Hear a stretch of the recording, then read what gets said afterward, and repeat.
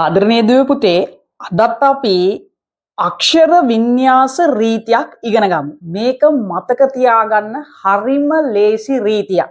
ඒ මොකද්ද?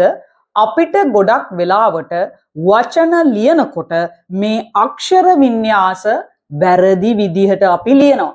ඒ වගේම 8 වසර ගත්තත්, 9 වසර ගත්තත්, 10 වසර ගත්තත්, 11 වසර ගත්තත් උසස් පෙළ දක්වාම සිංහල ප්‍රශ්න පත්‍රයේ ගොඩක් වෙලාවට ඔයාලගේ අක්ෂර වින්‍යාසයේ නිවැරදිව තියෙන වචනය මේ අතරින් මොකක්ද කියලා අහනවා. අන්න ඒ වගේ වෙලාවට හරියට වචනේ අක්ෂර පිහිටවන විදිහ දැනගෙන ඉන්න එක හරිම වැදගත්.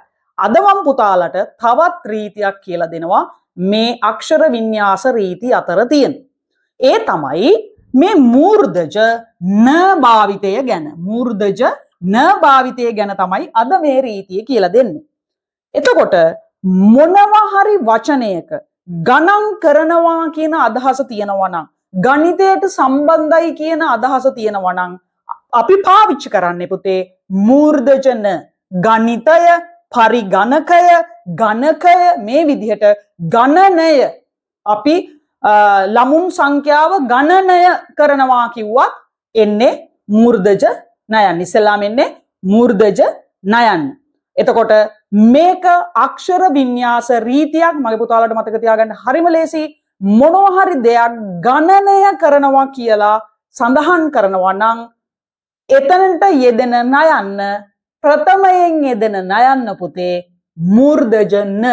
ගණිතය, පරිගණකය, ගණකය, ගණනය මේ විදිහට අපි යම් දෙයක් ගණිතයට සම්බන්ධ ගණන් කරනවා, ගණනය කරනවා, යම් ආකාරයක ගණිතයට සම්බන්ධ ගණනය කියන ගණන් කරනවා කියන එක අදහස් වෙන ගණිතයට සම්බන්ධ වචනයක් නම් එහි යෙදෙන නයන්න මූර්ධජ නයන්න බව අමතක කරන්න එපා.